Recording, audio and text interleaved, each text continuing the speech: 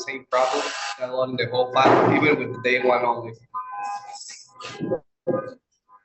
Yep. Don't worry about Thank some you. of the larger ones. I'll highlight well in advance. I think it's on day 3. It's the history matching workflow that has like 10 or so pre-run simulations, and that's what the most of the data is. So if you want to, for the meantime, just focus on either this individual file, the Bakken training input data, or just the day one files, that's kind of what is most important as of right now. All right, so in this document, I've got a variety of examples of a very clean example of what you might need. So we've got various geodata, curve sets, well data, meshing. We're going to go through these. So go ahead and pull this up in the background as we're getting started. So now that I've created this day one sandbox, I'm going to go ahead and create a new simulation. So you can see here in these green buttons, I have the option to create a simulation. I'm going to give that a simulation name. We're going to be working on a Bakken data set to demonstrate this for today. So I might just call this, Bakken tutorial.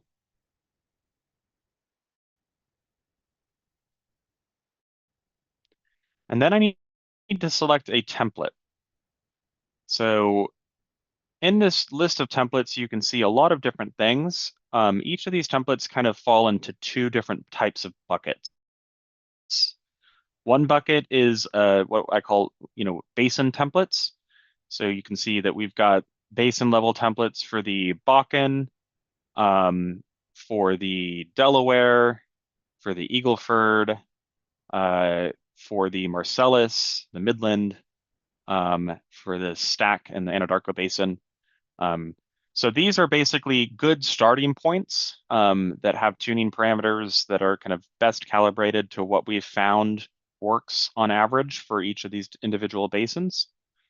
The other template types are what I call kind of, demonstration templates, meaning they're meant to demonstrate an individual feature.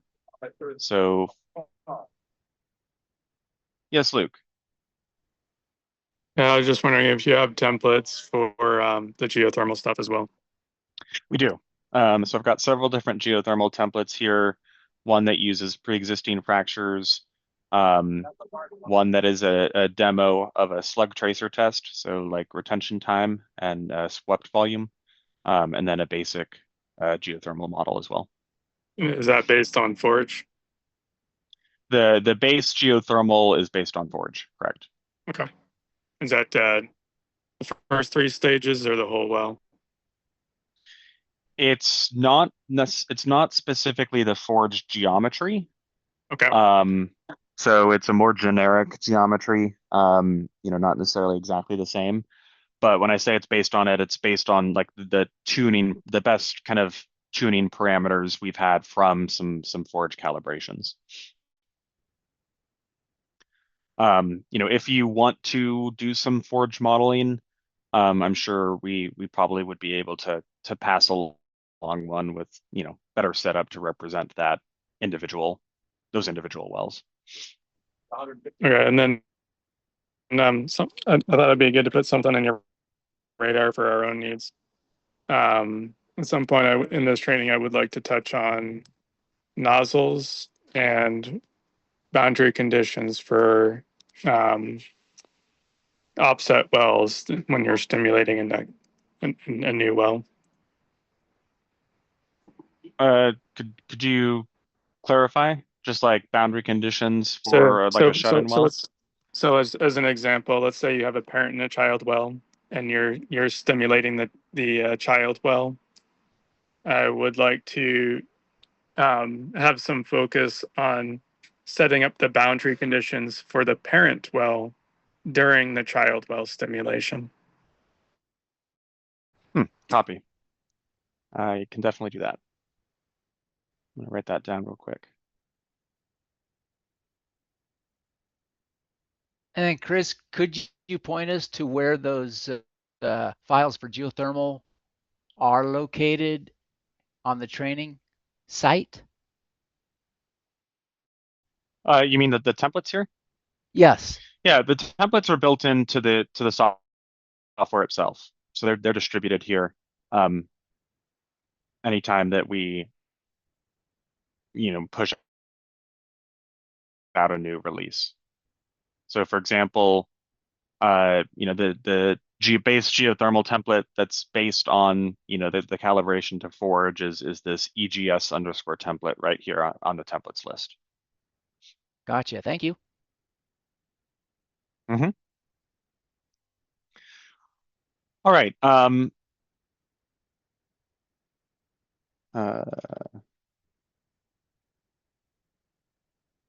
child facts. Okay.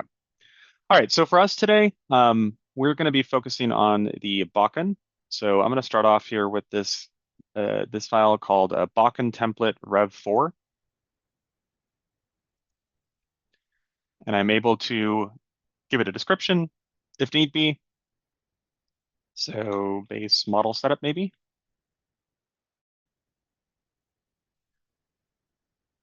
And I'm going to go ahead and hit create.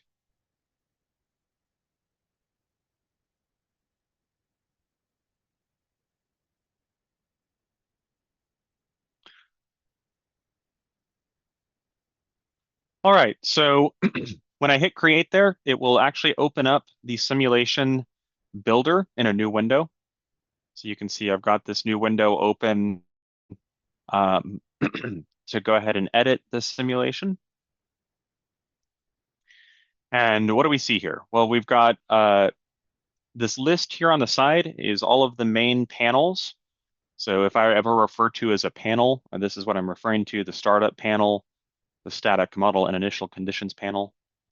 And for the rest of the day, we'll essentially just be walking through these panels one by one, working through the setup. A couple things before we kind of get started. If you go down here to the advanced options panel, which is the very last one, and if you don't mind going ahead and checking this little checkbox that says override input selectors and don't hide any inputs.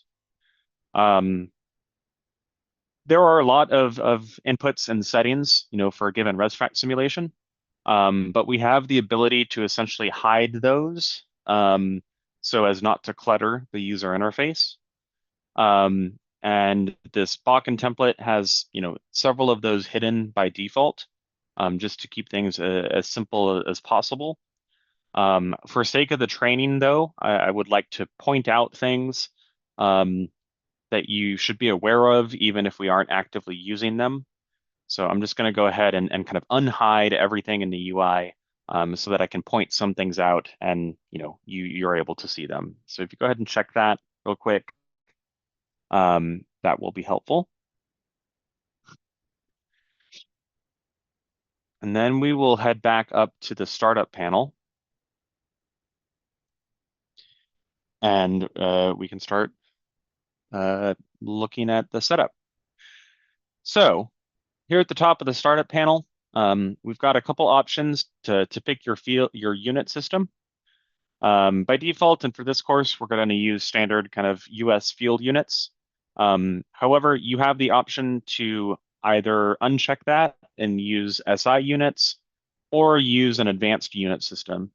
The advanced unit system allows you to select individual units for each physical property. So I could specify, okay, I want mass in kilograms, but production rates in cubes per day and injection rates at liters per second.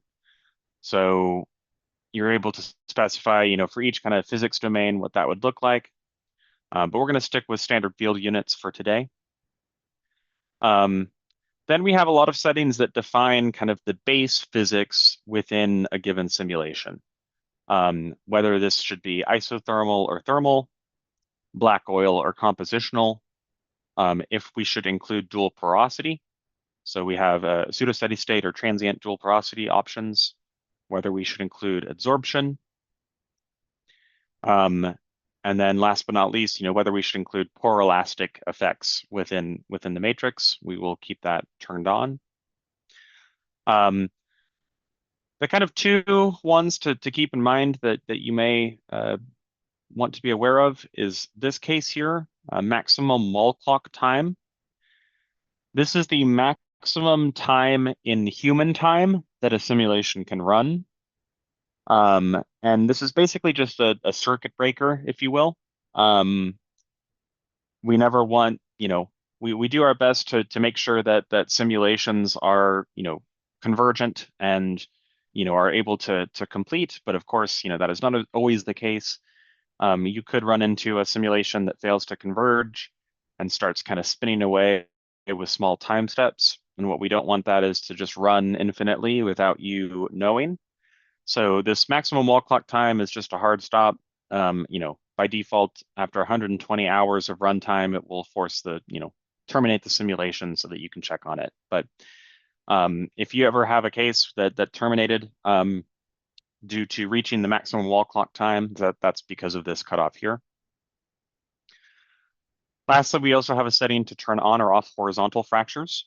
So we are able to generate horizontal fractures if SV, your overburden stress, is no longer locally the highest stress. You can actually develop horizontal fractures, pretty common up in the Marcellus and a bit in the Montney.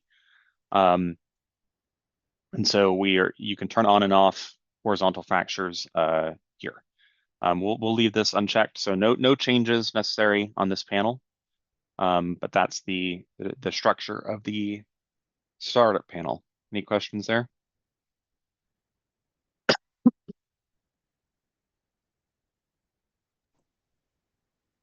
Yeah, I just had one question for you. And is it Chris? Is it? Do I have the name right? Yeah, Chris. So the for the fluid types I saw, there was composite and black oil. Mhm. So is that what you're choosing? What the fluid in the matrix is for the production phase? Yeah, either a black oil fluid model or a compositional fluid model. So, Okay. I guess for I'll have to black look at oil, that later to learn what it means. yeah. Black oil model meaning a standard black oil table where we use BO, oil formation volume factor, RS, solution gas ratio, BG, gas formation volume factor, so on and so forth. Whereas compositional is a full equation of state. So full Pang-Robinson, where I define the individual components or pseudo components, and it uses a full equation of state. Sounds like you were on more the geothermal side, in which it's pretty much all water.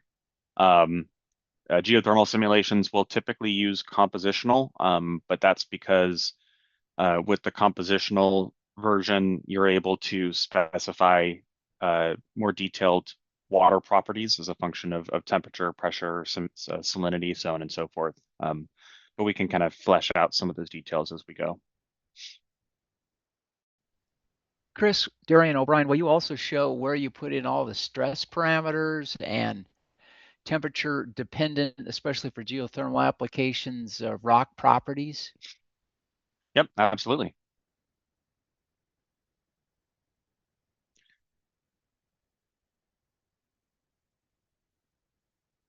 All right.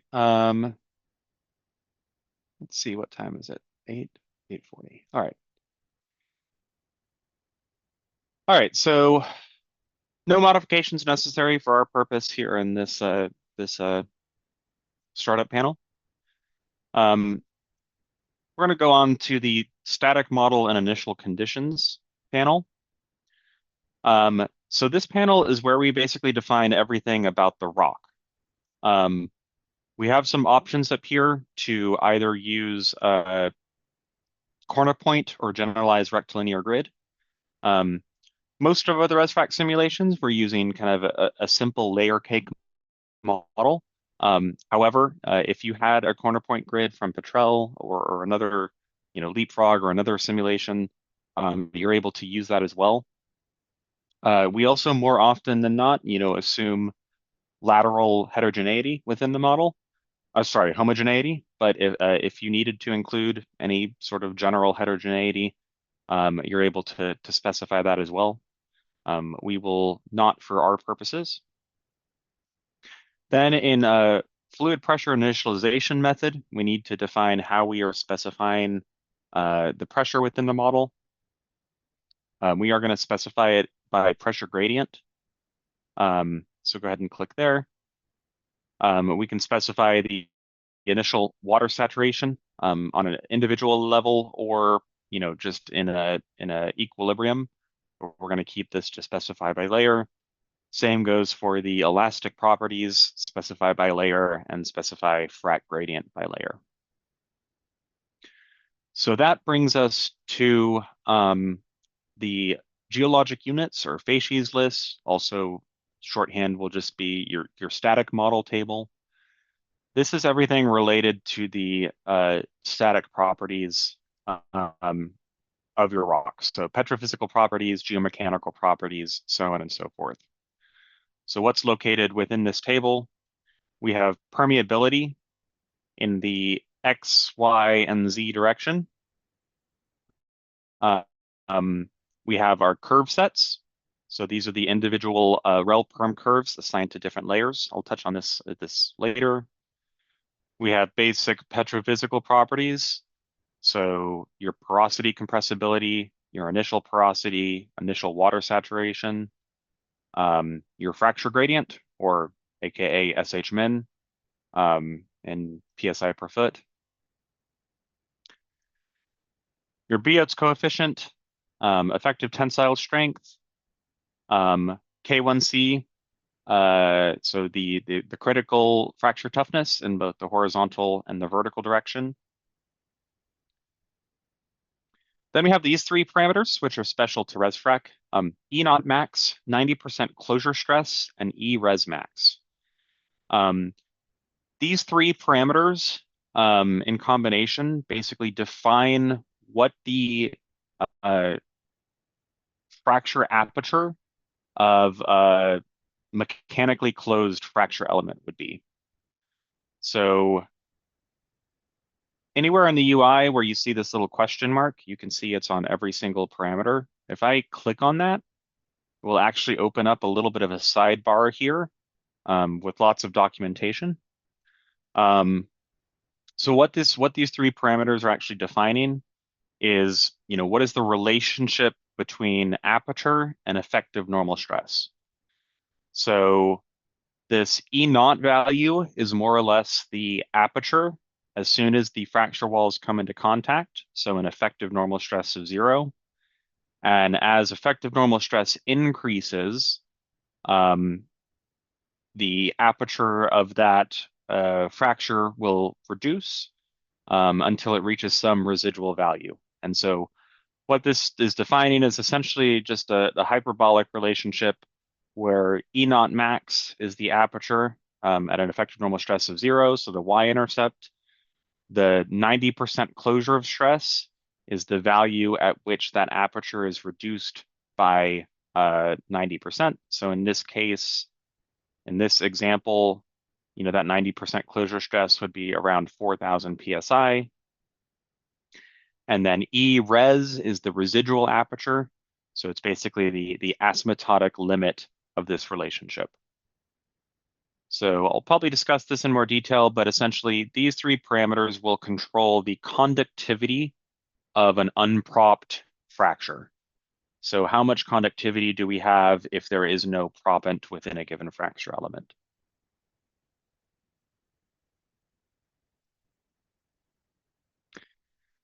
Next, we have the maximum flowing molar mass. Chris, quick Yes, question Darian. on those. Are those parameters readily available through lab technique? Where do you get those numbers if you don't have anything?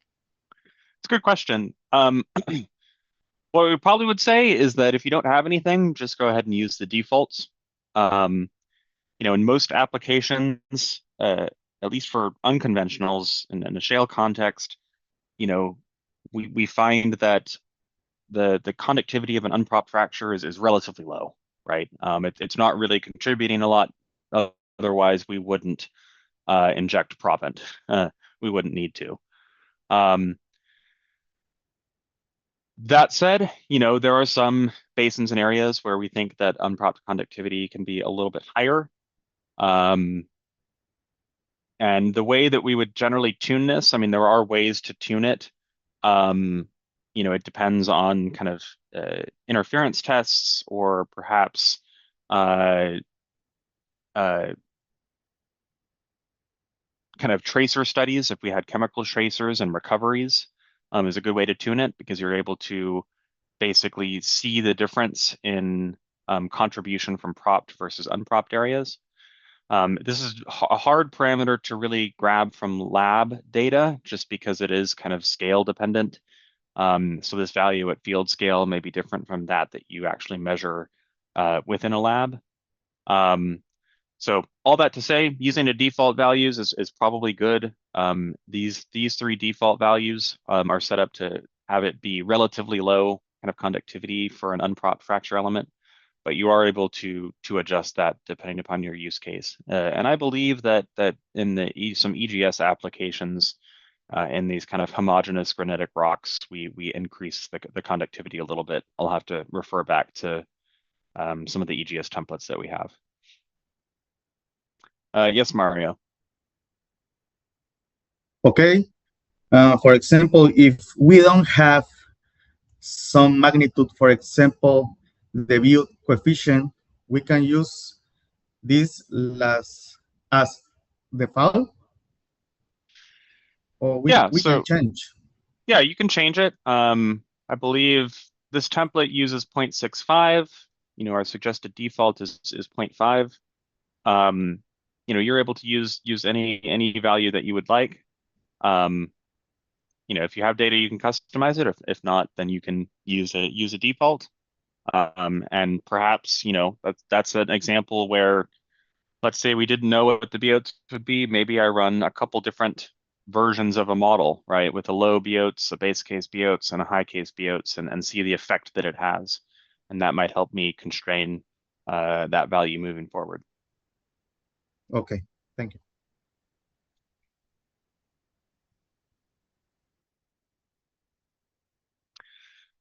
Last on this panel is the maximum flowing molar mass. This parameter runs in conjunction with our water solutes to basically determine whether a given water solute generates a filter cake or not.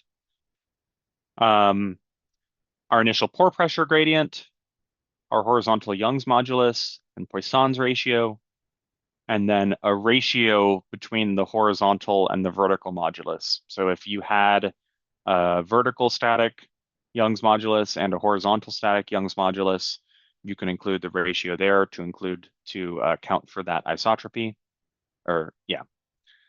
And then propant embedment. So the amount of propant that can be embedded into a given given matrix layer. So these are those main properties here. Because it was requested, and it sounds like there is interest, no need to follow along here, but I just want to point out some of the extra parameters in an EGS context. So if I open up the EGS template real quick.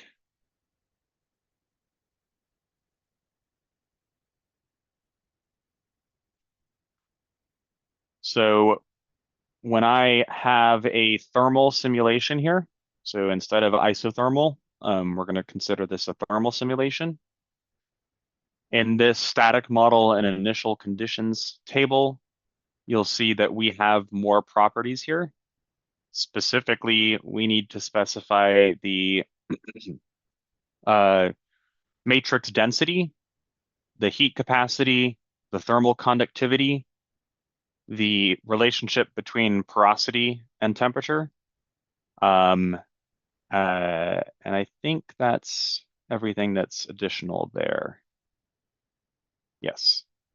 Yeah, so just a few more properties here, 1, 2, 3, 4, if I'm running in a thermal context.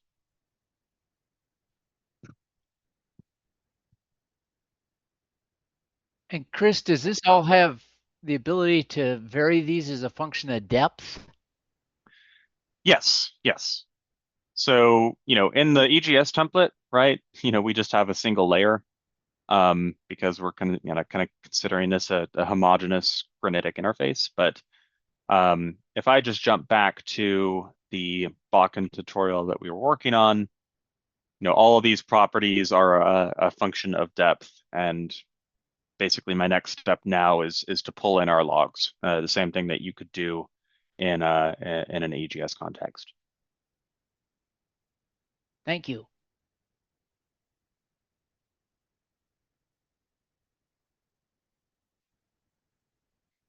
All right. Before I go ahead and do that, a few other things here on this static model panel. Beneath this facies table, we have some other relevant parameters here. Global permeability multiplier. This is just a bulk multiplier to all perms in the model, at least in the matrix. This is really beneficial to history matching. I don't need to go through and modify the individual perms here. You also have your reference depth. This is used for various gradient calculations.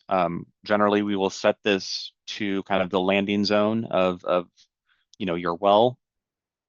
And last, we've got direction of SH max. So this is where we're specifying kind of in map view. So the azimuth of SH max and SH min.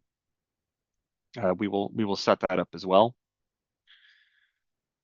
So let's go ahead and get started here. We have this data from the Bakken case.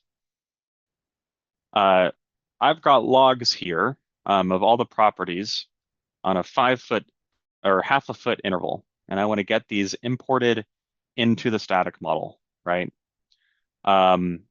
Now I don't need this 5 foot resolution, right? Or sorry, half a foot resolution in the model. That's more detail than I need.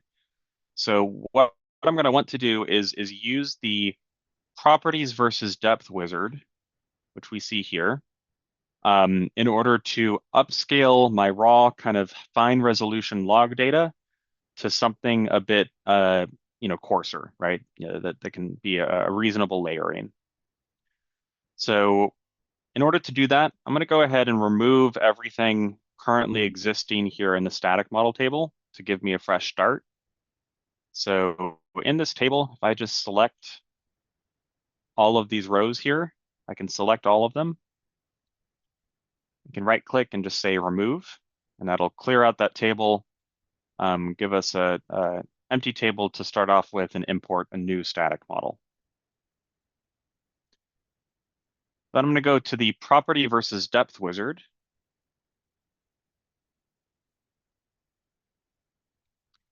And start working through this. So first off, I need to know how many properties do I want to import. So let me go ahead and pull up these side by side. Hi, Chris, sorry.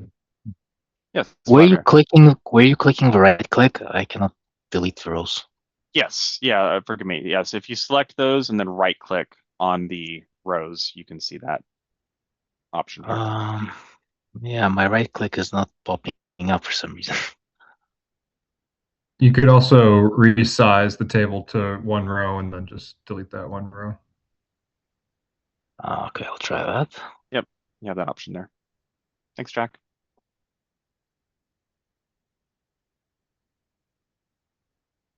Perfect.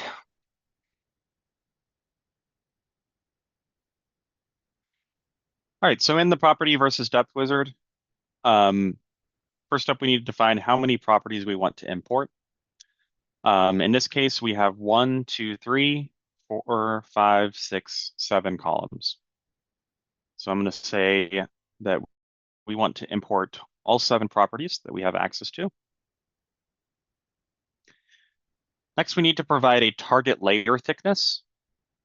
Now, what the properties versus depth wizard does is it is a bit of a rate of change calculator. So it is actually looking at the log and looking at when, properties have a stepwise change, in their magnitude, to try to, group the layers into something meaningful.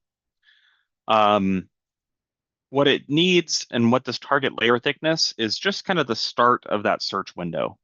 So layers could be thicker or thinner than this value. It just depends on what is in the actual log itself. But we just need it.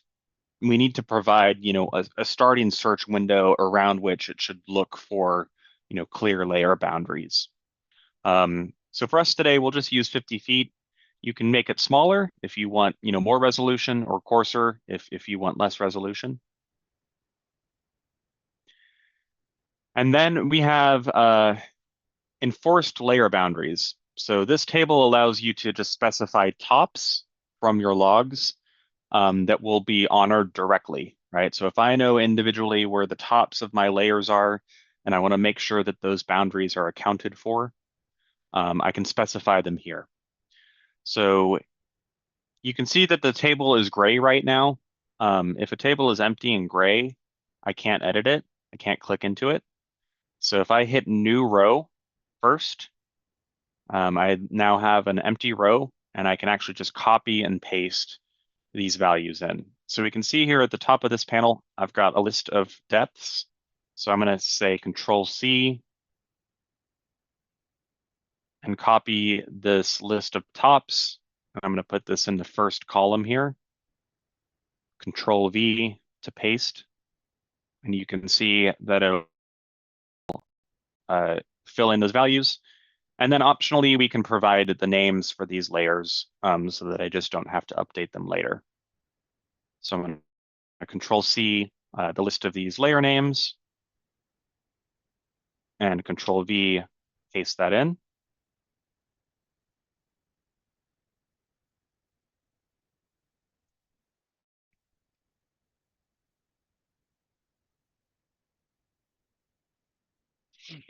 Next, we have an option that just is specifying the format.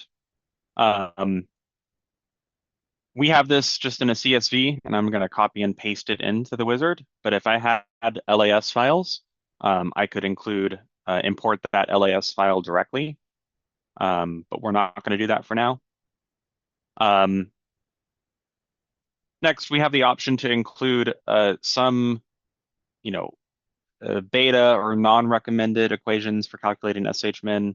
We don't need to do that because I have SHMin directly. Also, if I had this from a log well that was not vertical, meaning maybe it was slightly deviated, and I wanted to automatically convert the MD of that well to a TVD, you have the option to do that as well. But you will have needed to imported the well survey already. But I can kind of flag that process if you're curious about that in the future. So we're going to go ahead and hit next. Now I need to define what properties I would like to be importing. So essentially, I just need to select from the dropdown the resfrac name for the equivalent property here in the column. So first we have permeability.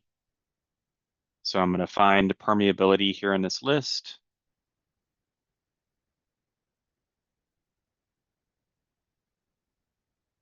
Horizontal permeability. Porosity. And of course you have a search box too. So I could just type in POR, we are porosity. Water saturation.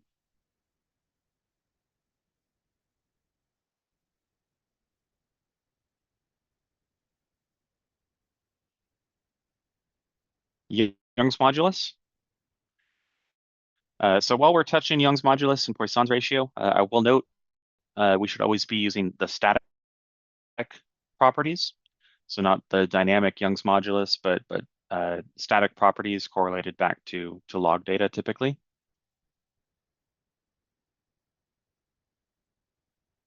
Our frac gradient.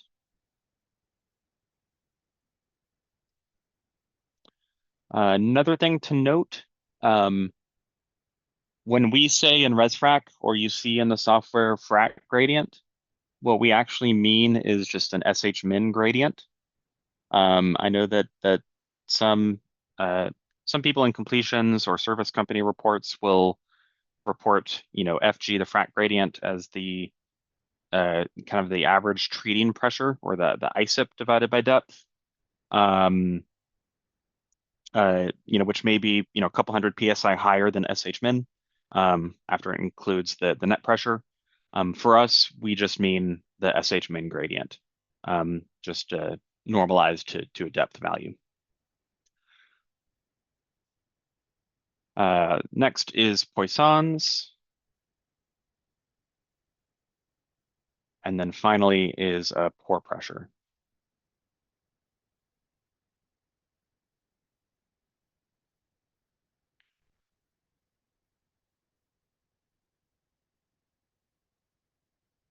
So Chris, is the SH-min frac gradient, is there a separate place for a true frac gradient that's the parting pressure of the formation, or is that the definition of frac gradient?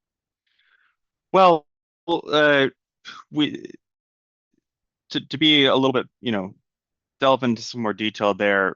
We do have a tensile strength, right? So that's going to be your breakdown, an additional breakdown pressure that's needed. And then the net pressure, the average, excess fracture propagation pressure is going to be kind of determined dynamically depending upon the fracture geometry and kind of the fracture toughness and some other parameters that we'll discuss. So the SH-min is truly just the SH-min, and then the frac gradient is not a specific input in so much as it's calculated in 3D depending upon the fracture toughness and some other fracture tuning parameters that we'll get to. Great, thanks. All right, it is 11 o'clock Central, so I will stick to our agenda in case people had scheduled things around the breaks. So we will go ahead and take our first 15-minute break here and return at 11:15 Central.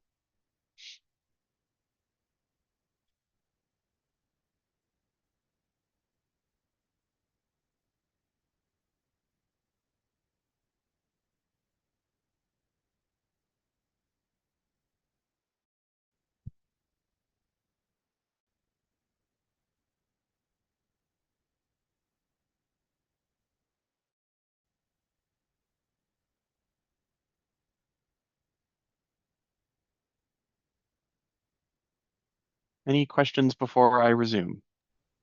Hello, Chris. Do you Yes. think you could scale up the size of the font a little bit so it can be easier to read? Sure. On your desktop, maybe to 125%, something like that. Thank you. Let me think. 1 second. I think I can do it in the UI as well.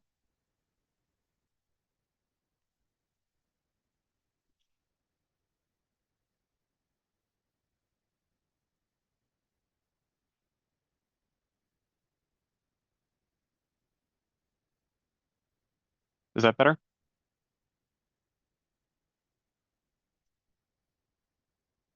Yes, thank you. Great. All right. So yeah, picking back up again. Here in the properties versus depth wizard, we have just updated or mapped kind of all of the properties in this call in our CSV to the relevant columns here in the static model table. So we will go ahead and hit next. And now it'll just give me the opportunity to copy and paste in those values. So I'm going to hit new row as a reminder that allows me to edit the table. And then I can just select this entire chunk, Control C,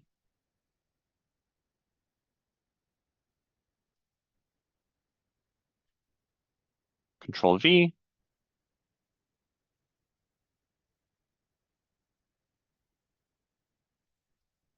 And it should have pasted everything in.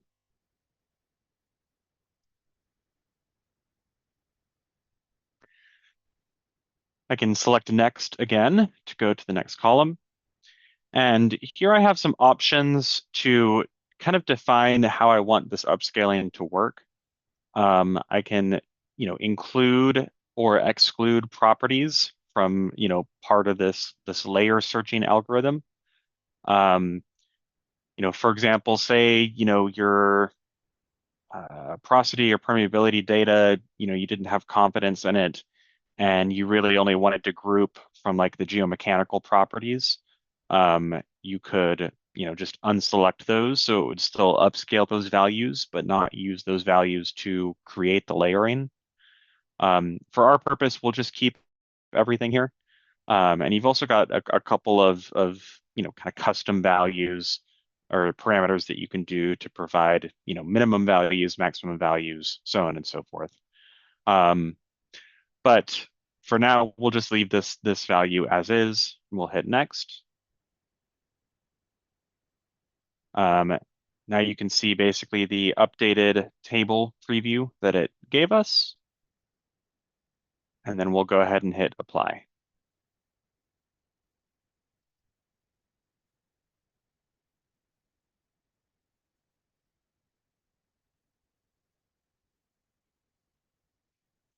So if I look at this new updated table of my properties versus depth, you can see that it's included those individual layer tops that I had specified, and has now filled out a new static model table. There's a couple, you see this column here in curve sets is red. We'll address that here shortly. But other than that, it should have upscaled the columns appropriately.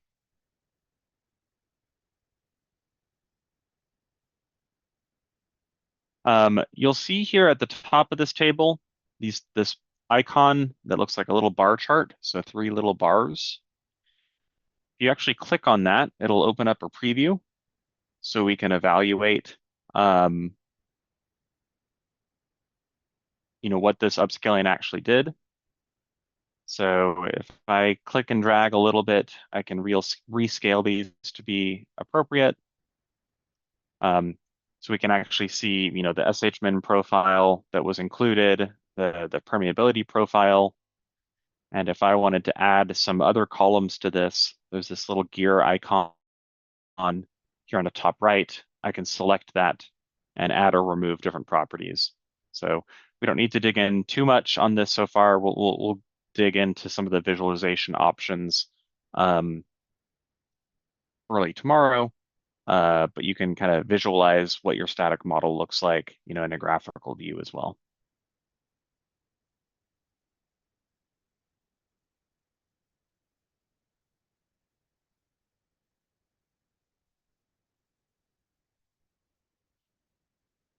Maybe I might want to add water saturation.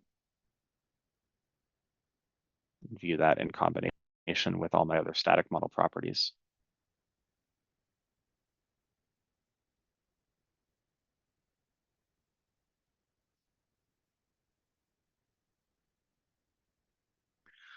All right. So with that, we're actually going to jump to the curve sets panel. And then we'll loop back and fix the static model table. So here on the curve sets panel, the core thrust of this panel is basically to define our curve sets. And what are curve sets? Well, these are where we're defining, what are the relative permeability curves assigned to each layer. And by curve set, we're just meaning that we can kind of group these into the same rel perm curve, applied to multiple layers within the static model table. So for each curve set, we provide it a name, and we specify what type of relative permeability model we want to use. Brooks Corey would be the most common option, in which case we're just defining each individual phase's relative perm as a function of that phase's own phase saturation. But you have other models that you're able to choose from. For example, saturation only is just an individual table rather than a parameterized rel-perm curve. You can do a full Baker three-phase in which I define specific drainage and imbibition tables, so to include hysteresis for each of the water, oil, water gas, and oil gas tables. Then I'm also able to specify an oil three-phase, in which case I can have specific water oil and gas oil rel-perm tables. For our purposes, for this model and for most of the cases that we run, we're just going to stick with the standard Brooks query. Rel-perm curves, or sorry, the curve sets also allow you to specify specific pressure-dependent permeability for each individual curve set. So we have reversible and irreversible options, but this, positive PDP, meaning it's a perm increase with an increase in pressure, will basically help to calibrate our leak off and get our closure times or fluid efficiencies correct. So we'll touch on this here in a second. And then I have some other individual parameters I can set on a curve set level, such as curve set specific permeability multipliers, some parameters related to water banking and water flow back, as well as an individual parameter related to proppant trapping or immobilization within a curve set. So what we're going to do for now is we're going to reconfigure these curve sets that were in the template to be a little bit more simple for our use case. I'm going to go ahead and delete a few and just simplify this down. So I'm going to delete the lodgepole.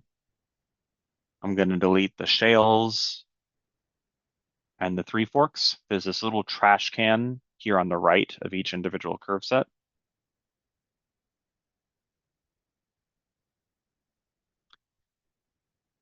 And then I'm going to leave the middle Bakken, and I might just choose to rename this three forks non-pay to maybe just non-pay.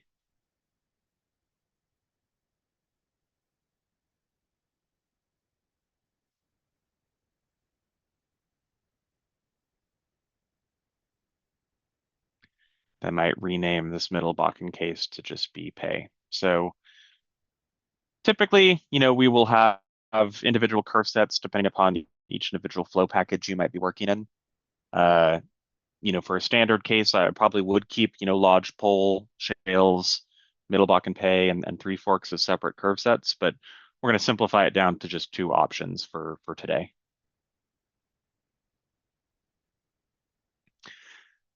Now that I've created these curves, I can go back to my static model panel. And I can actually assign the relevant curves to the relevant layers. So the easy trick here, the majority of all the layers here in the static model are going to be non-pay. So I might go ahead and select the non-pay curve from the dropdown. And then if I click on that cell and then I right click, I can just say fill down to the end of displayed cells. So this is just going to be like if I was copying and pasting in the whole column, it's just going to fill the whole column with that same value.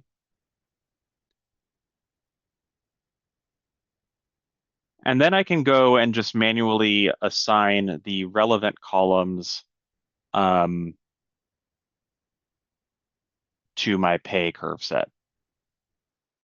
So I want my middle Bakken interval to be pay. So these rows here that are under the middle Bakken, I'm going to assign that to pay. And you can also just use keyboard shortcuts. So if I do Control C, Shift down to select the rest of these, and then Control V, that will paste in that pay value in all of those. And then the other one was the three forks pay interval.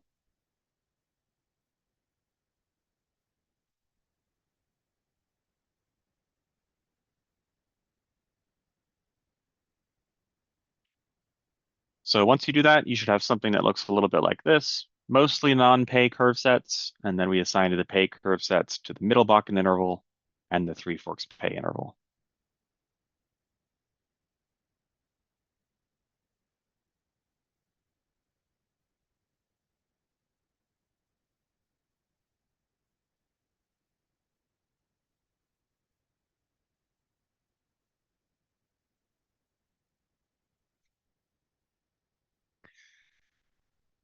All right, a few more things that we're going to do to finalize this pane. We're going to set the vertical over horizontal modulus to a constant value of 0.8. So if I go to the top cell, type in 0.8, I'm going to right click in that cell and say fill down.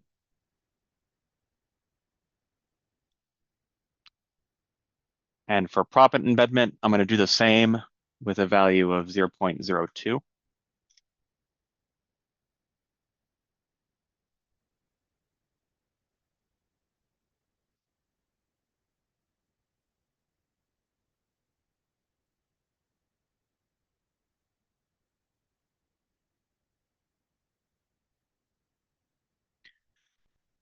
Now, the final thing I need to change on this static model panel is to set what our direction of SH max is.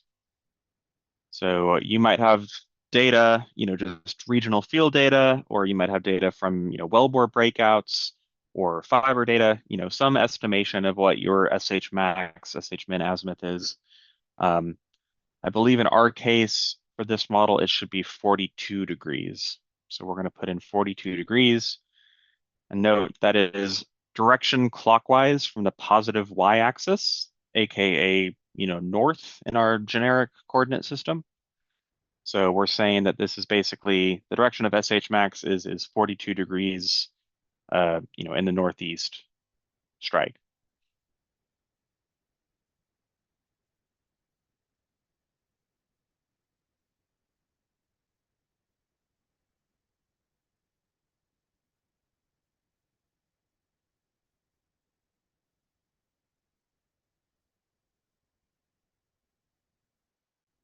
All right, next we're going to go to the curve sets panel. So we have our static model built. We built a little bit about the curve sets.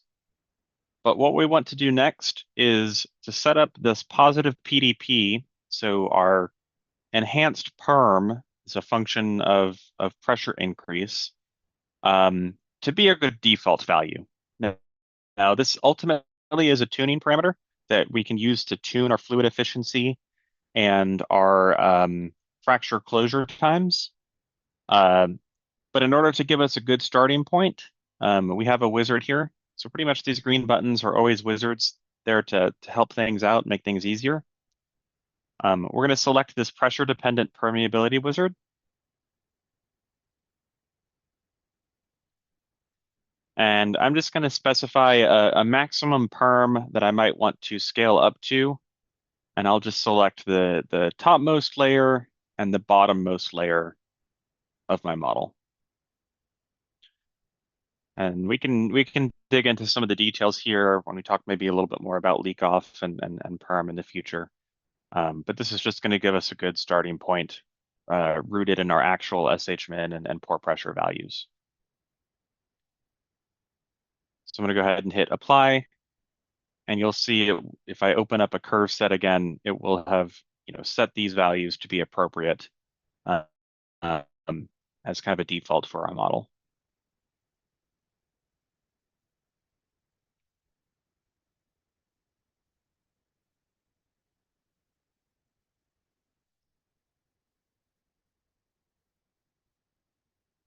Chris, how did it determine the pressure that's in that column? Yeah, good question. The way that the wizard is set up and the way that we would generally kind of suggest that you set up these tables is what this is representing is the fact that, there's probably some mesoscale complexity. You might have some dilation, when fractures start to form. So what this is doing is it's approximating by looking at the static model table and calculating the average distance between SH min and pore pressure, because that is the pressure at which, you will start to see fracture propagation. Not accounting for the net pressure and breakdown, but just kind of from a first order approximation. So essentially what that pressure is there, that 1267, that was the average just distance between pore pressure and SH min, essentially the pressure at which the effective normal stress on a fracture would be 0.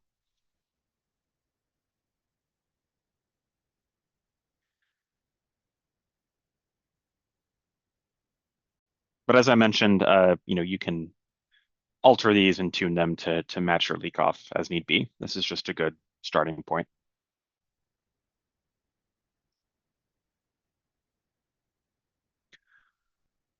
All right, any other questions before we move on to wells and perforations?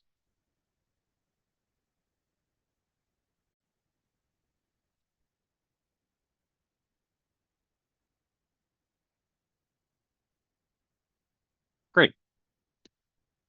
All right, so on the wells and perforations panel, this is basically the panel where we define everything related to the kind of well structure, the well construction, and the well geometry. So we have some inputs here at the top that kind of just define how we want to input things. I'll return to this. But the core structure of it is this well trajectories and perforation locations. So you see, based upon the template, I had 2 wells here that were already in here. We're going to actually go ahead and remove these and import the well surveys that we had listed in our file. So I'm going to go ahead and use the trash can to remove both of these wells.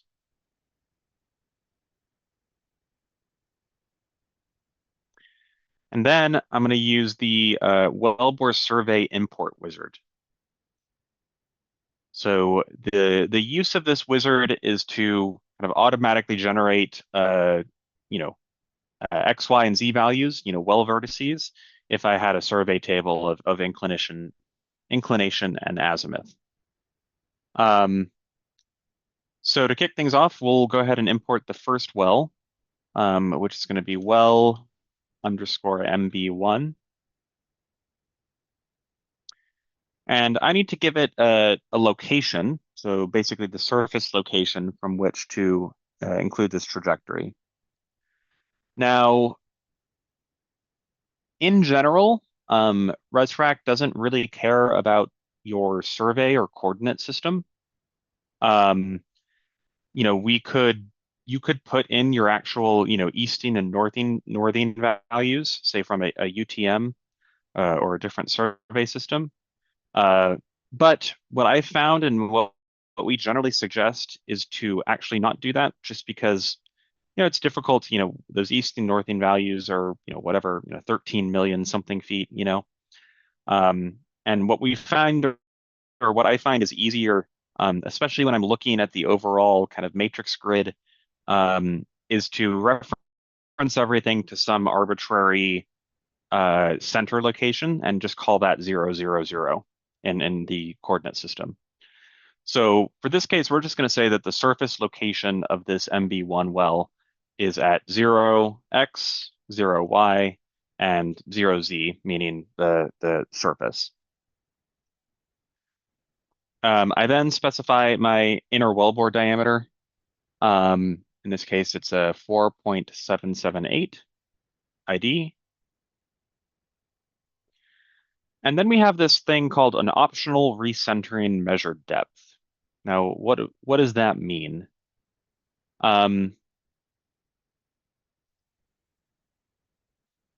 If I look at the simulation, I've got some arbitrary location where I have my matrix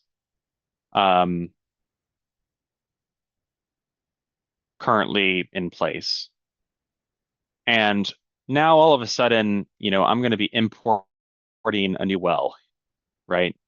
There's no guarantee that the current location of my matrix, is nearby, where my well actually is. Maybe it is, but what if my wells were drilled north, south, east, west? There's no guarantee of that. So what this recentering measured depth does is it's just a shortcut to go ahead and say, okay, I'm importing a new well. I just want to make sure that my matrix is located, around where my well is. And so what we're going to do for our case is say, okay, I want to just go ahead and center my matrix region around the middle of my wellbore, or around the middle of my lateral. And that's, for this case, a measured depth of 14,400 feet. So all that's going to do is take the current location of the matrix, the sector model matrix, and just place it around the middle of the lateral for this middle Bakken well.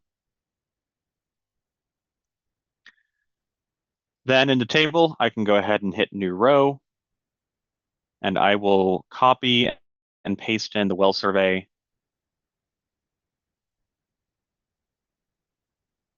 from our Excel document.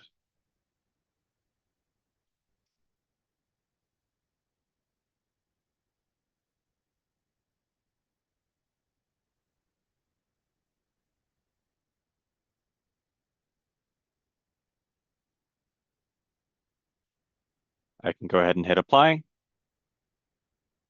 And you'll see it will have created a new well here, that well MB1, with a well vertices table. So I can see in the well vertices table, I've got kind of the XYZ location for my whole well survey. I've got ID here. So say, for example, this well also had like a liner or like a secondary production string. I could change the ID of that production string, at a deeper depth, specified if need be. Few of the properties related to kind of the near wellbore complexity around this well, but that's kind of the idea of it. So now I've got my first well here, and I want to do the same thing again for my second well. So I'm going to go back to the wellbore survey import wizard. And you can actually see that the wizard is stateful, meaning it's kind of remembered what I've put in previously. This is just a shortcut, to if you know that you made a mistake or something, you could just run it again without having to re-enter all the data.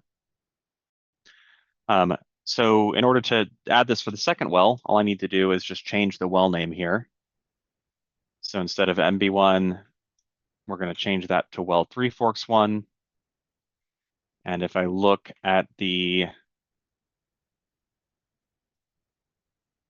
Excel sheet, we wanted well Three Forks 1 at a surface location of 500, 0, 0. So I'm going to change my X location to 500. Now we've already used this optional recentering measure depth to snap the matrix to the location kind of around our middle Bakken well. So I don't really need to do it again. So I'm just going to go ahead and delete that because it's just unnecessary. And then I'll go ahead and paste in the survey for the Three Forks well.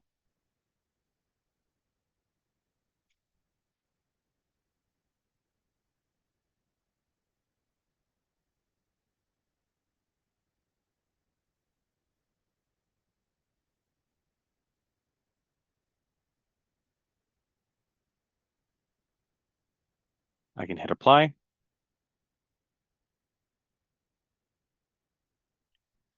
And we should see that the Three Forks well has been added also.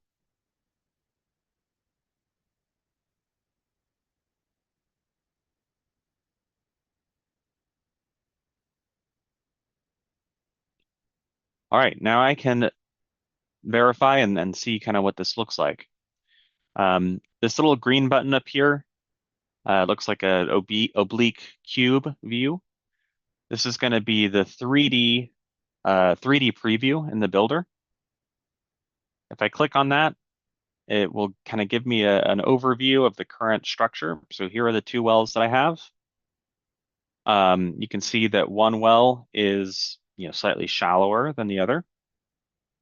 And if I go down here and hover over the visibility, I can turn on the well names. So I can see I've got one Middle Bakken well and one Three Forks well. So it's looking all right so far.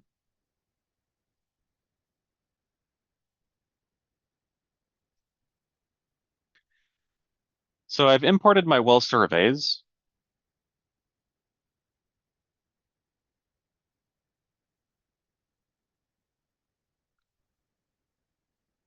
Now I need to determine where should these wells be landed, right? So if I look, let me open up the preview again.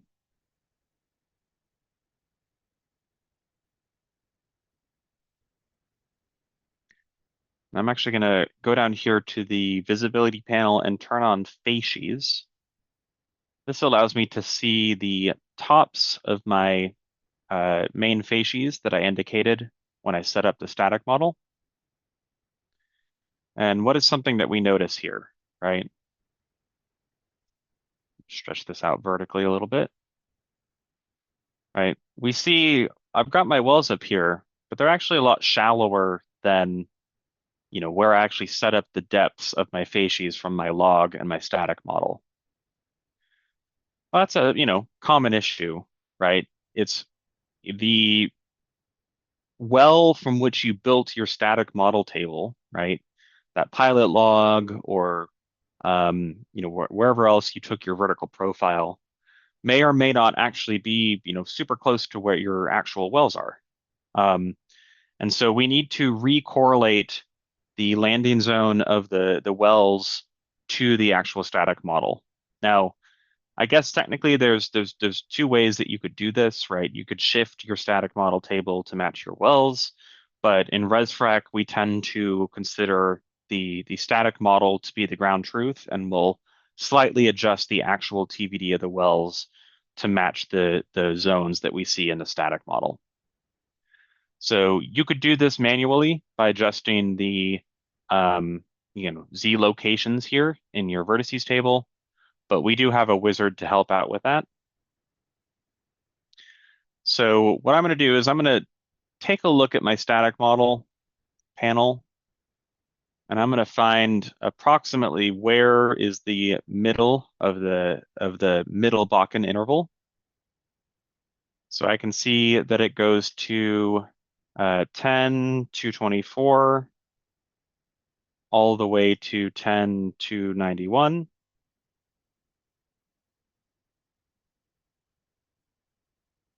So approximately the middle of that would be 10 to 59,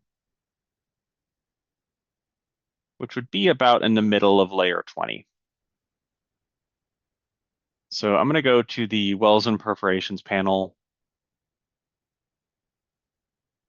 click on the adjust well landing depth wizard.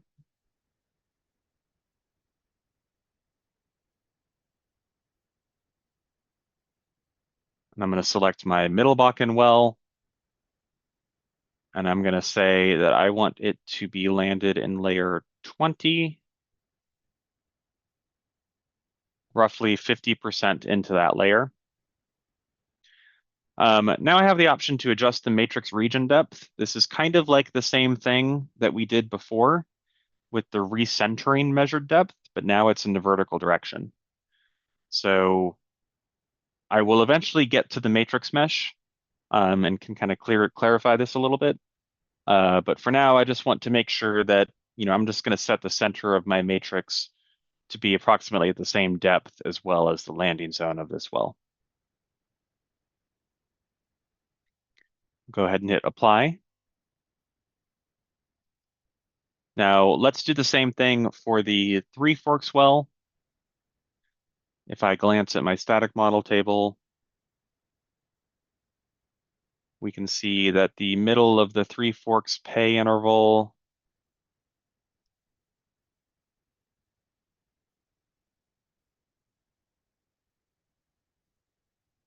is roughly probably here in about layer 28.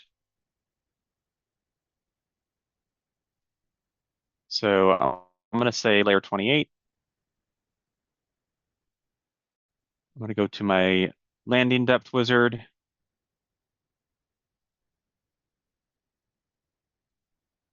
Select my Three Forks well. Select layer 28. No need to reset the depth the second time around because we already did it once. And then I'll hit apply. So now if I open up the 3D preview,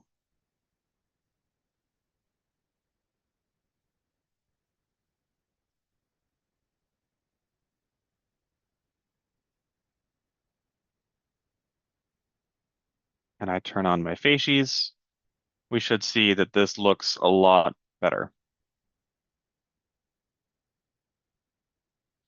I actually have my upper well, the middle Bakken well, landed within the middle Bakken zone, and my Three Forks well, landed within my Three Forks zone. Hi, Chris. Sorry, how do you stretch out the y-axis here? Yeah. Just here on the bottom left, you see this little table that says rotated stretch. If I click on those numbers there, I have the option to stretch out either horizontally or vertically. So I just set this to a 5x. Perfect.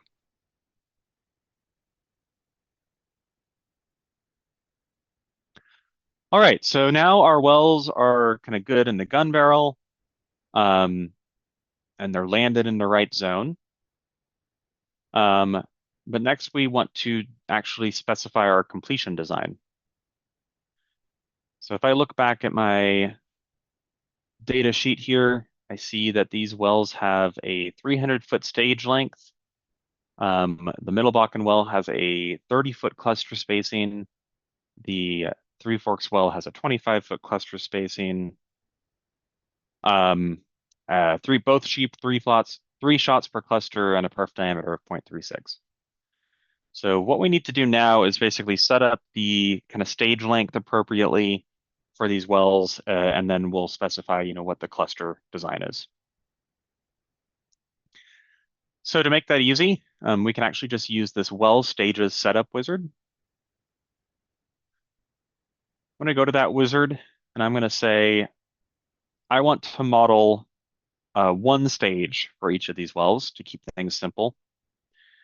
So I'm going to say the measured depth distance in the model is 300 feet. And the stage length per well for both of these wells is also 300 feet. Now, what if I wanted to model 2 stages for each one of these wells? Well, then I could maybe say that the measured depth in the model in our sector is 600 feet, but the stage length for each well is 300 feet. So this would set up 2 stages for each one of these wells, so on and so forth. But we're going to keep this constrained, just do 1 stage. So I'm going to set up 300 for all of these. And then I can go ahead and hit apply. And you'll notice 2 things. One thing is that it now says total stages 1 for each one of these. But if I go into the individual well vertices again, you'll notice that it actually filled out this column here, stage number, to be accurate for what we had wanted. So if I scroll down to partway through the lateral, you can actually see where it goes from stage 0 to stage 1 to stage 2. Now, what does that actually mean? This kind of relates to how we count stage numbers in ResFrac.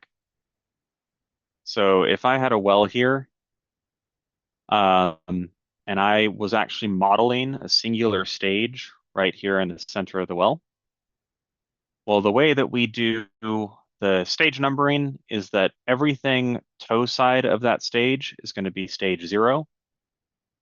Then your relevant stage will be stage 1, 2, 3, up to stage n. And then everything heel side will be, stage n+1. So if I had, one stage, then we have stage 0, stage 1, stage 2. If I were modeling 2 stages, we would have stage 1 and 2, and then everything heel side would be stage 3, so on and so forth.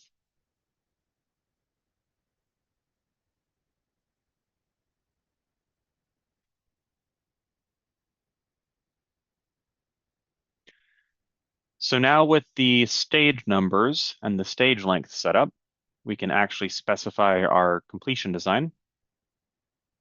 So we said it was 3 shots per cluster, a perf diameter of 0.36, coefficient of discharge we can kind of leave as is. And for this first well, we said that there was a cluster spacing of 30 feet. It is a 300-foot stage.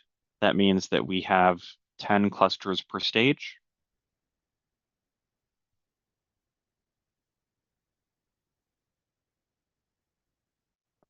For the Three Forks well, it will be roughly the same. Let's say 3 shots per cluster, 0.36, 0.85 coefficient of discharge. But this Three Forks well had a 25-foot cluster spacing, so that equates to 12 clusters per stage rather than 10. Yes, Luke.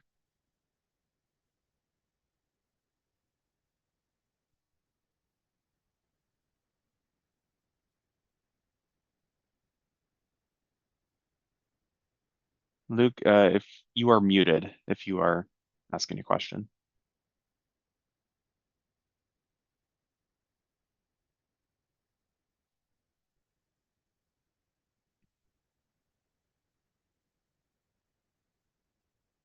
Okay, well,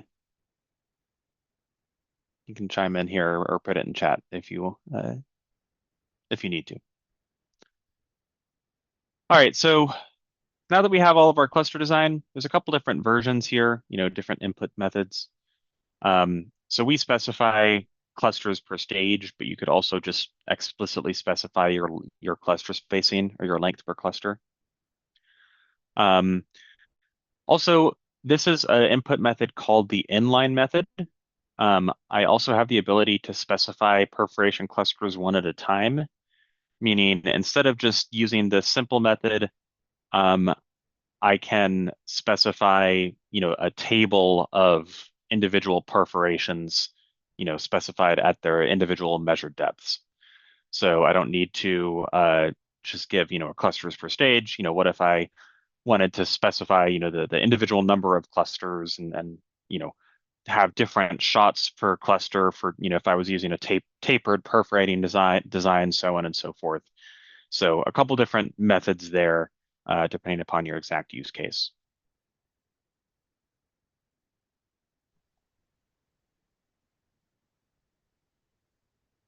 If you had an exact use case, would you just eliminate the number of clusters per stage? Would you just put those as blank? If you had a what use case? If you're specifying each individual, the actual depth of the actual perforation within each cluster stage, would you get rid of the number of clusters per stage? Well, let me just show you then, just to make it clear. So I'm going to convert this real quick from an inline method to the one at a time method. And we have a quick little wizard to just do that automatically. Feel no need, don't follow along with this. You can keep yours, the inline version, but just to demonstrate it, I'm gonna go ahead and hit apply here. And then what you'll see is when we use the clusters one at a time, if I scroll down here, you actually just don't have an input table for the clusters per stage or the cluster spacing. All I have is a table of each of my individual perforation clusters with their location. So yeah, no need there. Kind of a moot question. But I could then, specify my number of perforations if I used a slightly different design. And this is beneficial for a variety of reasons, particularly for like a refrac. So let's say I was doing a refrac where I had a primary completion and then I came in and squeezed off those initial cases. I could then, activate and deactivate individual perforations when I come in with my new design. So yeah, this is the kind of one at a time version. Thanks. Yeah, thanks for sharing that. I think Luke's now available. Yeah. Can you hear me? Yes, Luke. Yeah. So this is something where we're probably going to need some extra help, perhaps, but we're going to need something where you can change, put in a nozzle effect that would apply after stimulation, and then maybe wanting to simulate sleeves, not necessarily only plug and perf. Yep. So there's a lot of different things that you could do there, and we can chat through maybe some individual use cases. You do have the option to, have portions of the wellbore not be cased. So there's an option there. With regards to sliding sleeves, we'll tend to, or other just types of ports, we'll tend to just consider that like a single perforation cluster, with like a large area, and just calculate what the correct amount of limited entry would be. With your discussion as with nozzles, I'd like to probably get some more context as to what exactly that looks like. But I'm sure that we could basically approximate, the cross-sectional area open to flow to get the perf, or your nozzle pressure drop appropriate for your scenario. It's a outflow control device, and then the nozzles themselves have different penalty functions as a function of flow rate than a perforation would. Interesting. Well, we may not currently have, the best one-to-one for that, but we might be able to figure out the best way to approach that. And we're always adding new features. So if we needed to add kind of a different outflow connection there, we could always consider that too. So we'll keep that discussion open. Sounds interesting. When would you like to have that discussion in a more focused way?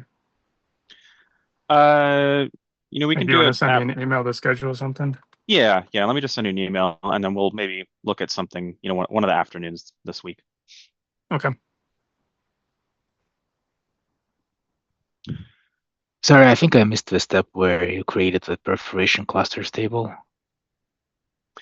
Gotcha. Yeah, I use the you don't need to either way, but if you want to, there's you should see right now a wizard that says convert perforations clusters wizard if you were using the inline method. If you use that, then it'll just convert it to one at a time as opposed to the inline formulation. Okay. But either will work. I'll just leave this as is for now, but you can keep the same inline structure. Got it. All right, so if we open up the preview one more time, we should be able to kind of visually confirm that this is set up as we would like.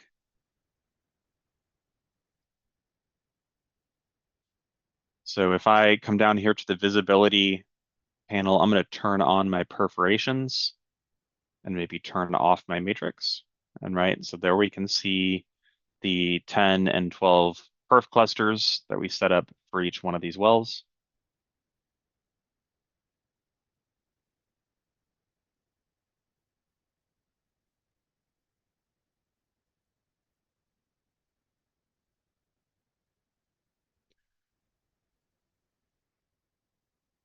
Now, there's a few more things on the wells and perforations panel, just to highlight some important ones.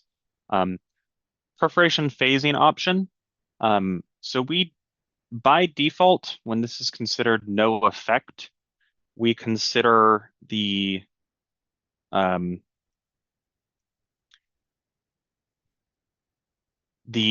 slurry phase basically within the wellbore to kind of be homogeneous. But if you want to turn on kind of the more advanced code that actually separately tracks the fluid and proppant within the wellbore, and then allows you to model the effects of different perforation phasing options, then you can turn that on using the built-in or custom. I'll leave that as a special topic for Thursday if there's interest.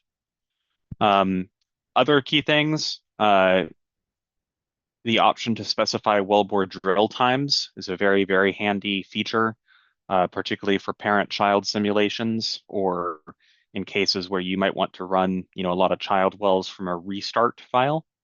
This is where you specify that. Several of other, well things. I can change, my wellbore diameter at a given point in time.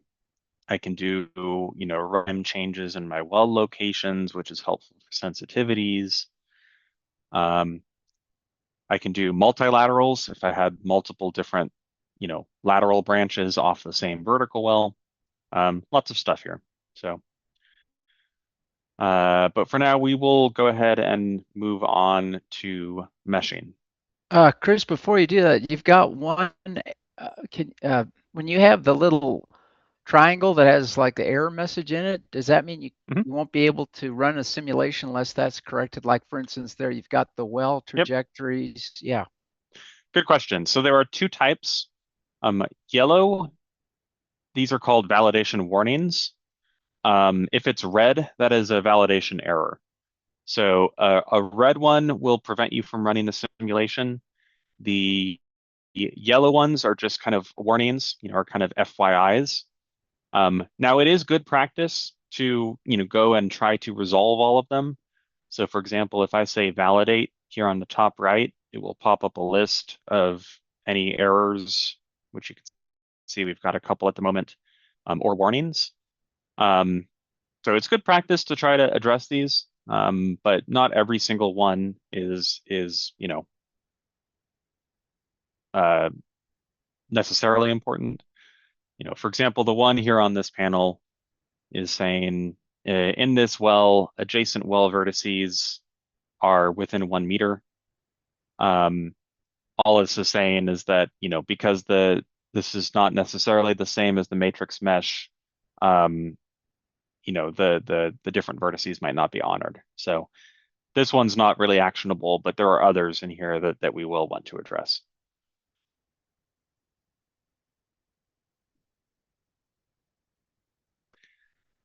Speaking of which, one of those, if I go back to my warnings list, I can see here, is actually an important warning about the Z mesh.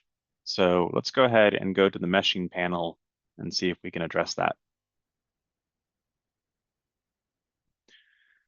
So here on the meshing panel, I'm going to define everything about how I want to set up my fracture, matrix, and well mesh.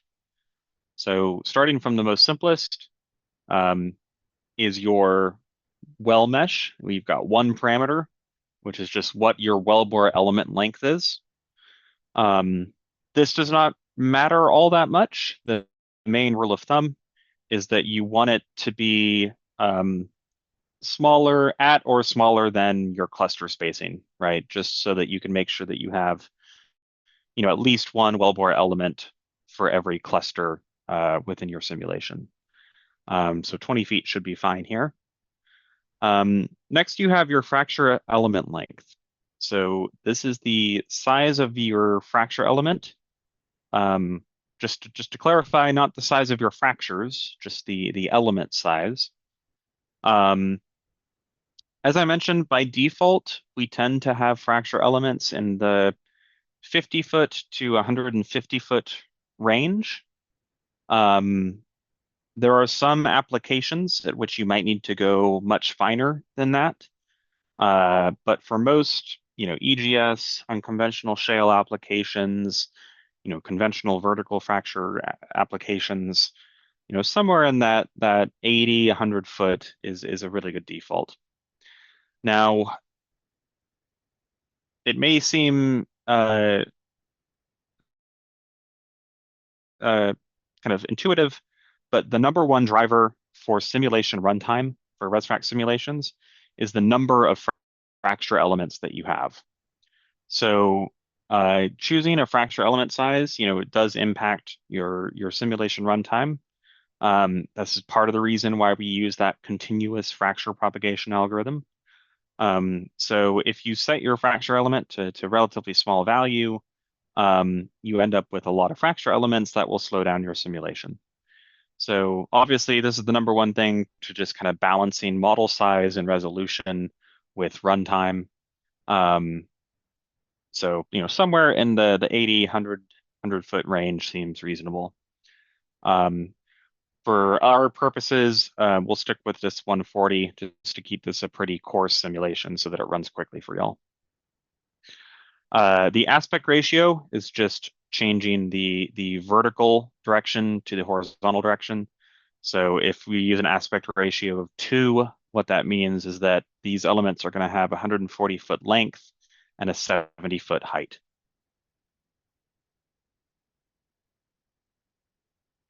Luke, was that a hand raise again, or is that left over from before? Yeah, Okay, that's a hand raise. And so if you want to model a fracture that is only 3 inches in radius, what would be a kind of a scaling rule of thumb you could use for element sizing?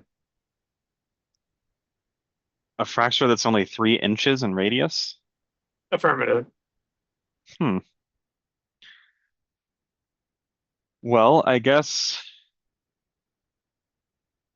you could set the element length to a lot smaller. What I will say is that in that context, there's going to be a lot of other parameters that we may need to adjust. So let's table that for another discussion. Hear more about your use case, and if that's a route that we'd go down, I might actually ask Mark to join us as well. Yeah, that would be a model validation use case is all. I see. Okay.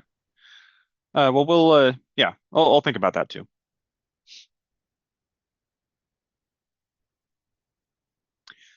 All right, so with the well element and fracture elements done, all we need to kind of verify now is our matrix mesh. So if I open up the 3D preview,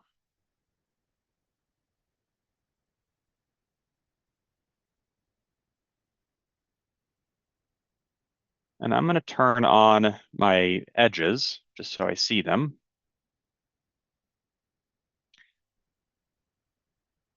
Let me know if you notice anything about, the layers in this model. And maybe it would be helpful if I open up the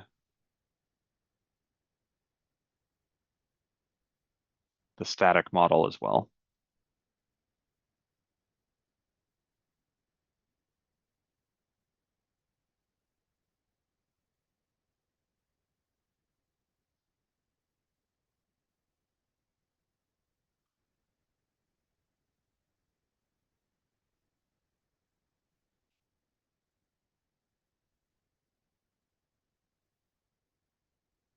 Jack, do you notice anything? I think the answer is that our boundaries don't quite overlap with the meshing.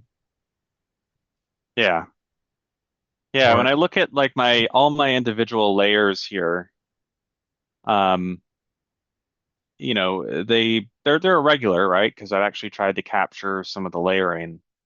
But when I look at these layers here in my current matrix mesh, they all look kind of pretty regular, right? It's not capturing the shape of the static model.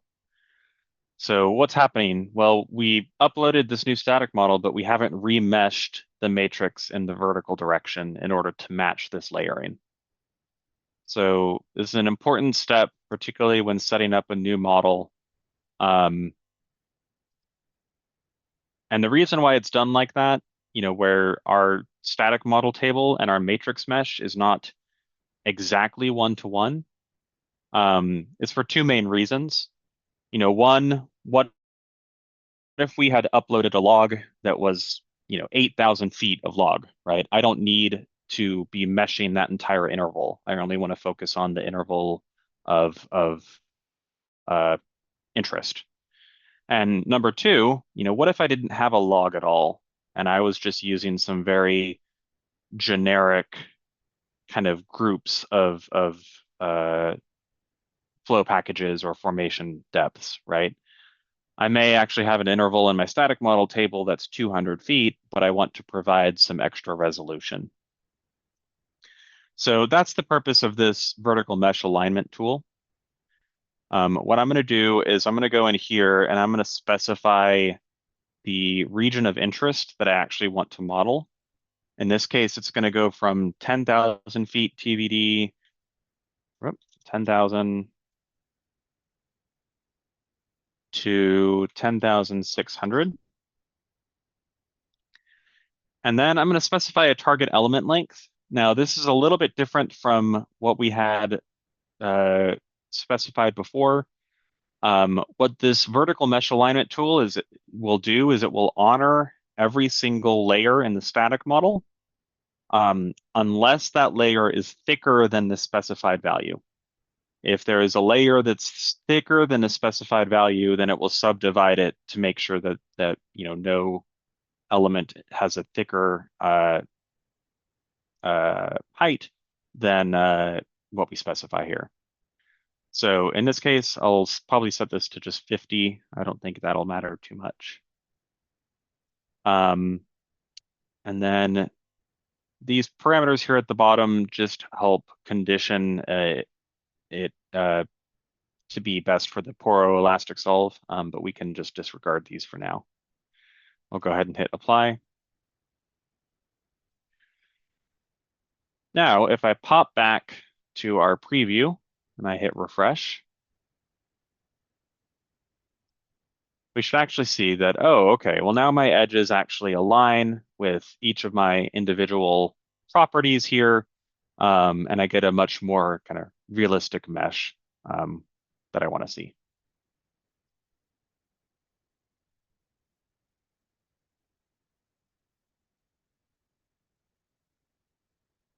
All right, the only other things here on the meshing tab are just, what is the length and resolution in the SH min and the SH max directions.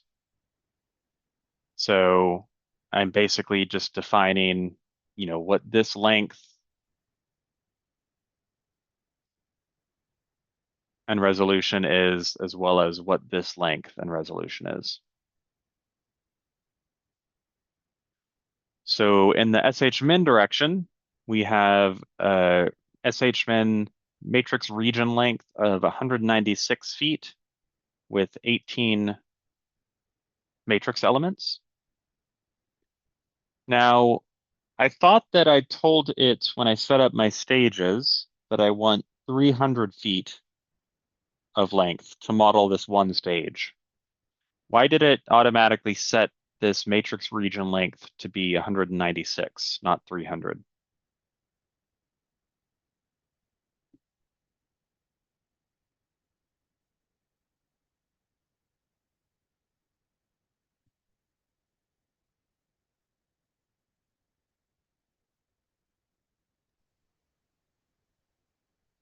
It's a bug, Chris, in the simulator. Not quite, Darian. Is the azimuth orientation change? Yep, that's right, Jack. So I said that I wanted the stage length to be 300 feet, which it is. But note, we set our SH max to be 42 degrees, and these wells are drilled north-south. So in reality, we have a matrix that's looking like this. So even though this is 300 feet, the length of the matrix region and the SH min direction is going to be less than that. So if I did, 300 divided by roughly √2, it's not quite exactly 45, but this length here is actually 196. So it's less than the 300 feet. So it's just geometry. Yep. So just a question on that. So the matrix for the fracture model, I assume, one of the directions is parallel to the direction of fracture propagation. Do the fractures curve? In this model, we are enforcing that there is no fracture turning. So, it's straight fracture propagation. That is a parameter that you could turn off if you feel that you need to. In that case, you may actually want to expand the model domain out a little bit to be able to capture and account for that curvature. Okay, so it's not a limitation of ResFrac. So ResFrac does have that ability to capture some level of curvature. We do. You can turn on, basically what we call fracture turning. It's not a super common use case, but it is possible. And the additional orientation is that does that only pivot about one axis? Because last time I checked, ResFrac couldn't do full 3D fracture orientations, but it could account for shear in one direction. Is that still a limitation, or has that been improved? So the answer is like yes and no. Probably since we can now do, so fractures would typically be, forming in this orientation.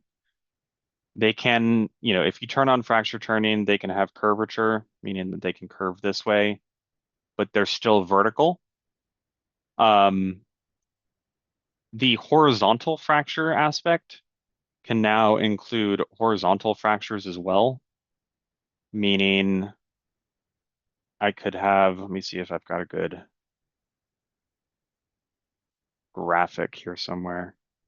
I can have, horizontals that are, fractures that are parallel to the bedding plane. See if I've got.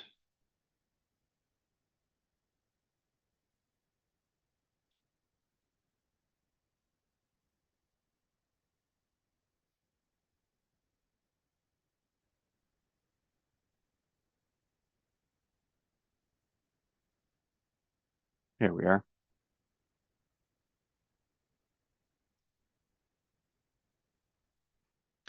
So you could have fractures that are, generated